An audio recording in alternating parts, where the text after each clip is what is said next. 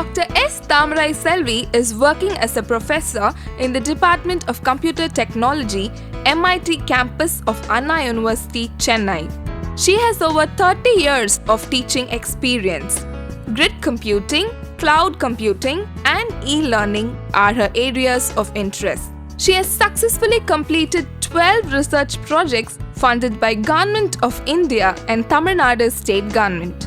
She has established Center for Advanced Computing Research and Education and acquired 1 patent and has filed for 3 more patents in her research area. She has presented over 110 papers in international conferences and published 45 papers in international journals. She has authored 5 books. The latest book is titled Mastering Cloud Computing, published by Morgan Goffman Publishers 2013.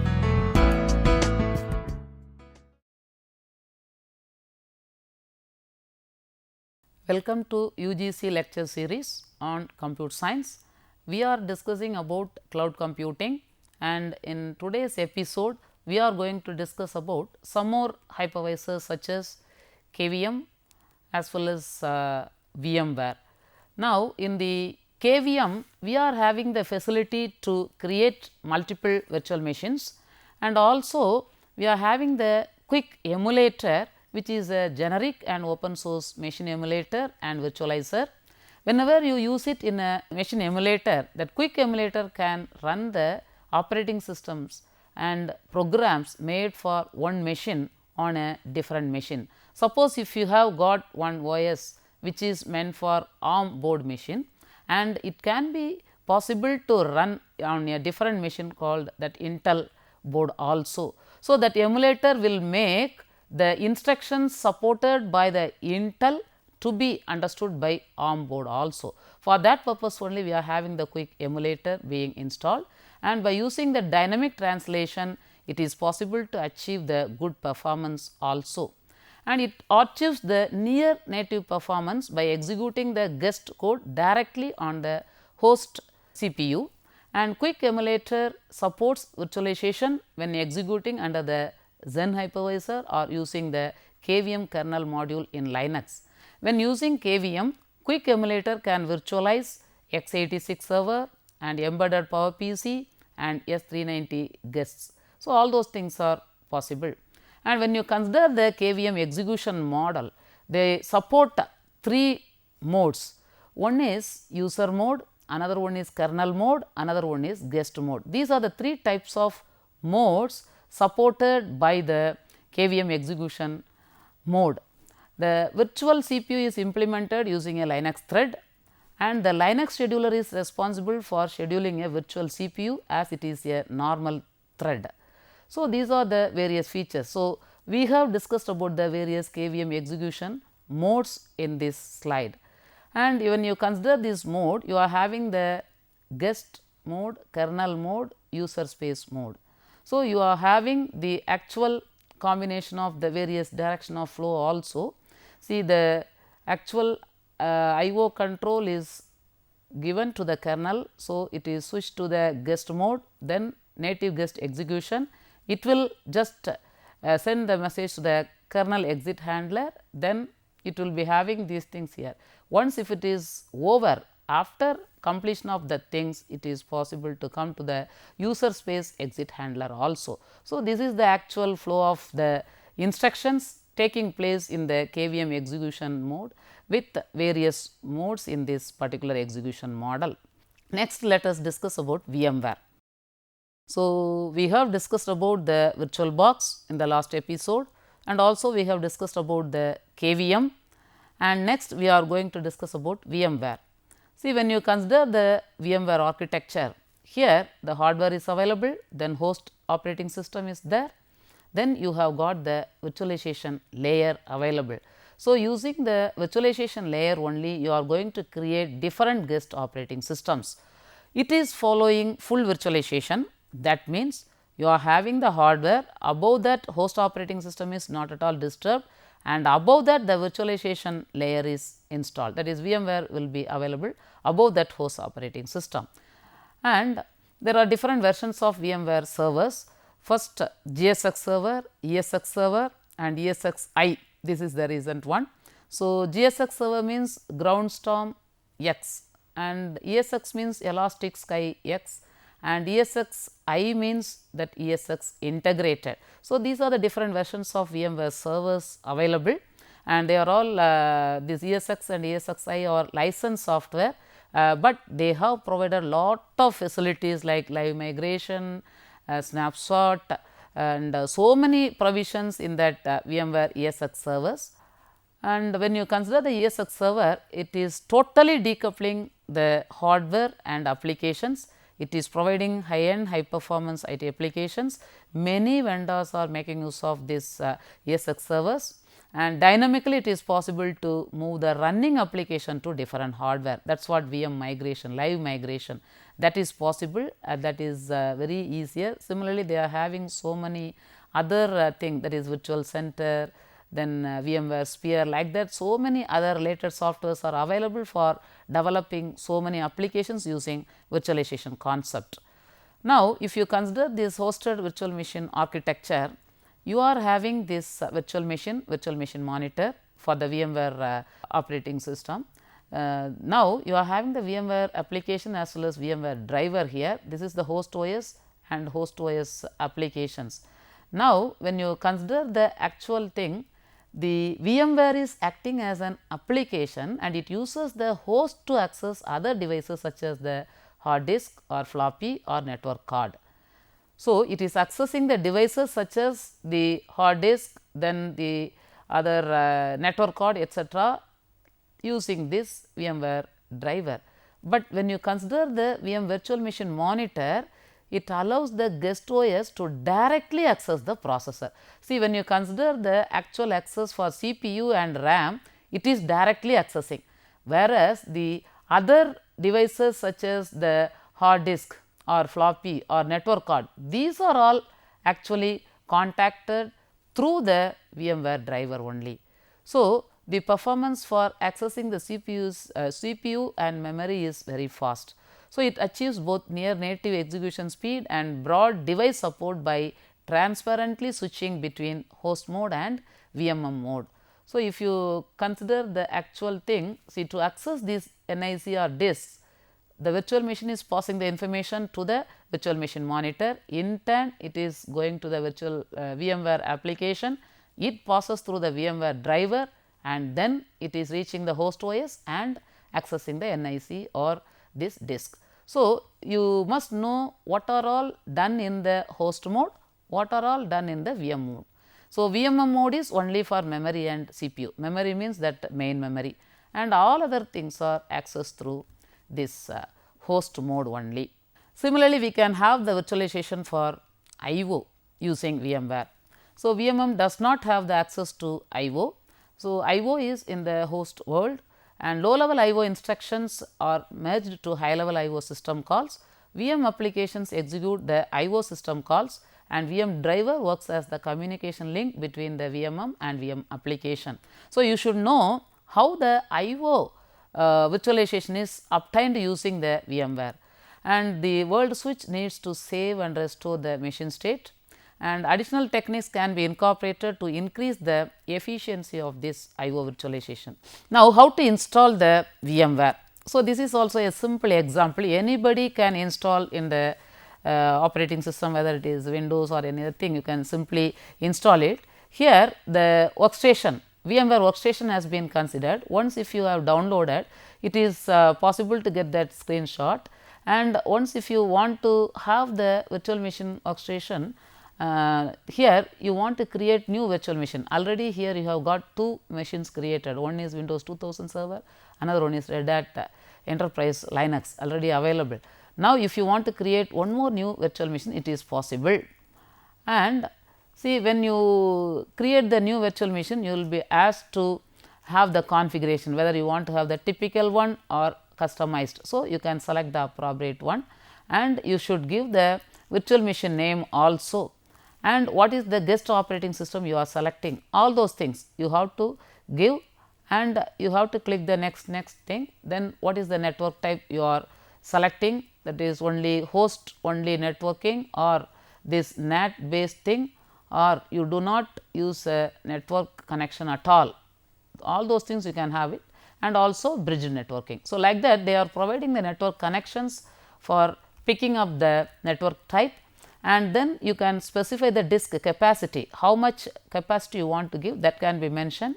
And once if you give all those things, you can click the finish button, and your virtual machine is being started right now, and you will be getting the screenshot like this, and VMware gets installed, and this is the actual enterprise Linux being installed in that machine. After completion of it, you are getting this screenshot, so that you will be having that Red Hat enterprise Linux being installed in that one, and you can go to the particular terminal if you want to work in that virtual machine.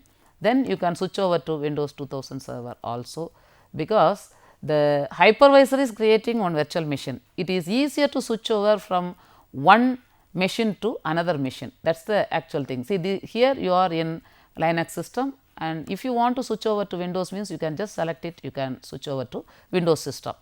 So, if you want to create the virtual machine in Windows and you want to install the Linux operating system, it is possible, or you want to have the host OS as Linux and above that you want to have the Windows, you should have that image and you can create it. So, it is easier to install the different OSs using the hypervisors, and the procedure to be followed is very simple. So, you need not worry about the complexity in the installation of all those things. Then let us discuss about the network virtualization. See, when you consider the network virtualization, it is essential to know the basics of networking, and I am using some of the abbreviations in the subsequent slides. So, for that purpose I have given the actual abbreviations. So, SDN stands for software defined networking, asynchronous transfer mode stands for ATM, and DEC represents Digital Equipment Corporation. DECnet control protocol is DNCP, then domain name server is called as DNS, user datagram protocol is UDP, transmission control protocol is TCP, hypertext transfer protocol is HTTP. So, some of the abbreviations where we are using this one.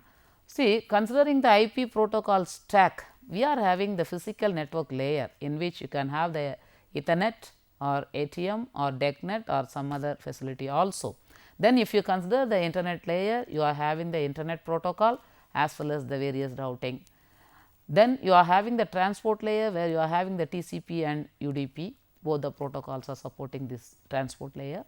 Then this application layer may be having this file transfer protocol or DNS or HTTP. So, this is the actual IP protocol to understand the internet layers for the particular purpose of connecting with other devices. So, it is the IP protocol stack. Now, we will be using two terminologies, routing and forwarding. Whenever you think of routing, you are having a successive exchange of connectivity information between routers.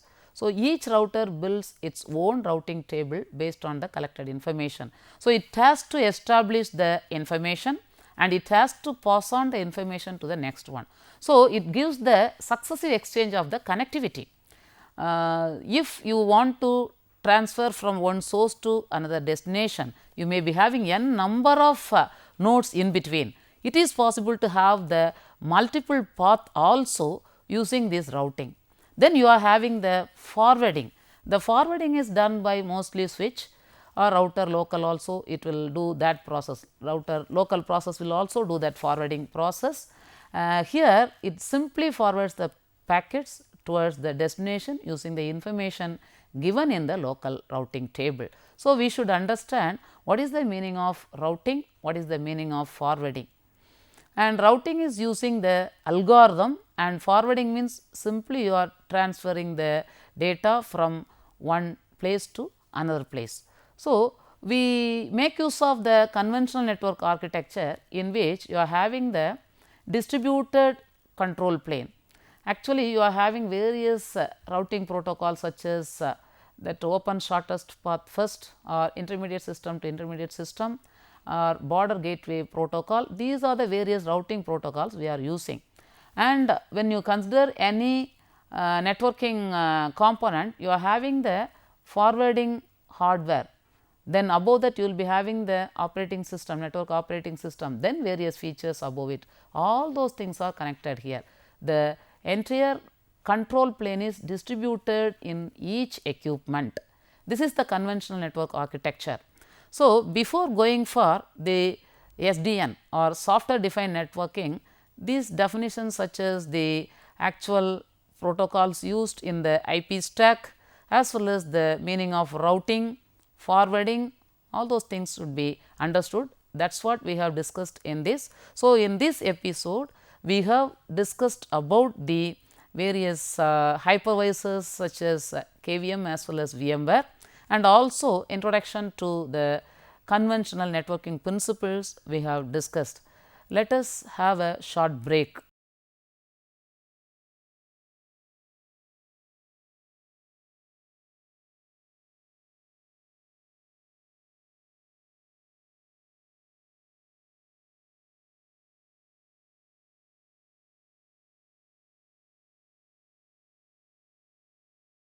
Welcome back to UGC lecture series on this virtualization topic which we are discussing now. And in the last episode we have discussed about the various concepts required for networking, and also what is the meaning of software defined networking we are going to discuss now. So, in the conventional network architecture, the control is distributed over different equipments available. The traditional network node, if you consider as a router, the router can be partitioned into control and data plane. See, you see that the actual picture available here, you are having the various data relevant to the communication using the data plane, and above that you are having the control plane, and above that you are having the management and policy plane. So, in the router you are having data plane at the lowest level, then control plane and management plane. Similarly, you are having the adjacent router which is having data plane as well as control plane. So, in the traditional network you are having data plane as well as control plane, both are available in that equipment or in that network component itself. And if you consider the switch, this is the Ethernet switch. So, there also you are having the data as well as control, that is data path as well as control path. Control path is actual software available in that switch, and data path is the hardware. So, you are having the typical networking software which is having the management plane, control plane and data plane also. So, the data plane is only meant for the packet forwarding, and control plane is the actual decision maker, and the management plane is having the various configurations, and you can make use of the command line interface or the graphical user interface to have the different configuration. So, the management or policy plane is just viewing the things whatever is available underneath, that is through control plane what is being controlled, the data will be seen here. So, the management and policy plane will be controlled by that particular router only. All these things are available in the router or in the switches. Now, what are the drawbacks of this conventional network? See, here it is having fully distributed protocols. It is very hard to add a feature to the network, and it is closed for research and innovation. Since each vendor is having its own architecture as well as protocol, it is not possible to have the interoperability and other things. So, the network is closed for research and innovation, and network administrators and researchers can only configure the devices. You do not have any control over it, because only the vendor knows how it is managing the other computers. Then data plane and control plane, they are in the same device. So, there is no clue about the control plane in that particular device, and routers and switches are also vendor locked, and packet forwarding and decision control by underlying switches and routers are only done by the network vendors. So, these are the drawbacks. So, people thought of going for network virtualization. It is the abstraction of physical network Already we have discussed about the virtual machine concept, where we are trying to take one physical machine and we are creating multiple virtual machines. Like that, it is also possible to create multiple logical networks from one single physical network. So, the notion of instantiating many distinct logical networks on top of a single shared physical network infrastructure gives network virtualization. See, it is very easy to compare with the computer as well as network industry trend. See, we have got the x86 computer, and above that you will be having the virtualization layer, which is supported by any one of the hypervisors, and above the hypervisor you can have different operating systems. So, single machine is useful for creating multiple virtual resources with multiple operating system as its base. Similarly, you are having various networks available in the industry. It is possible to use the virtualization or slicing software, so that the physical network is having number of logical networks being partitioned, and in each logical network you can have the network OS, so that you will be having multiple logical networks or virtual networks created. So, it is the analogy between computers and network industry trend. Now, what is the software defined networking? See, software defined networking is known as SDN, or it is called SDN, and it is an emerging network architecture where network control is decoupled from forwarding and directly programmable. So, the control is removed from the actual switch or the router, and you are having the control plane brought above that. The data plane and control plane both are separated, that is what they mean, and also it decouples the logic of control plane and data plane separately from the conventional networking principle, and the decoupling transforms the network resources into programmable, automation and network control, highly scalable and flexible networks according to the business needs. So, this is the advantage. You can have the control plane separated from it, so that you can program it, you can automate it, you can have the total control over the network devices, and it is highly scalable and it is flexible. So, as per the business requirement, it is possible to configure the logical network and you are getting the profit out of it also. The SDN, if you take, we are having some definitions. Technically, we can define it like this: it is a technology to networking which allows centralized programmable control planes, so that network operators can control and manage directly their own virtualized networks. See, it is very important to understand that we are having the virtualized networks, and it is possible to have the actual network operators, the operators controlling the virtualized networks. Earlier, the vendors can only control the network. Now, it provides the ways and means for the network operators to control the virtualized network, and the basic concepts involved are separation of control plane and data plane. This is the important point which we have to remember. It is centralized programmable control plane of network equipment, and it supports multiple isolated virtual networks. So, these are the advantages, and when you consider the basic SDN concept, see, in the current networking technology, we are having the control and data planes tightly coupled. See, data plane is also there, you are having the actual network operating system there, then you are having the control plane, everything is tightly coupled, and you are having the distributed control of network equipment. See, you are having one equipment like this, another one like this, another one like this, each equipment is having its own control plane. Then you are having a single physical network. So, the single physical network is available, it is in the distributed manner and it is controlled by the actual control plane existing in the individual network infrastructure. But now the concept is like this. See, you can have the separation by having data plane separately and control plane separately. Then the next one is you are having the centralized programmable control of network equipments. See, we have got this network connected, we have just removed the actual controller along with the network OS from this level. So, everything is taken to the next level, that is the controller is separated from that equipment. Then you can develop the SDN applications using SDN languages, and the network operators can definitely control these things for the efficient routing or forwarding. So, when you consider the framework of this SDN, here we are having only data planes. The data plane is in need of only forwarding hardware.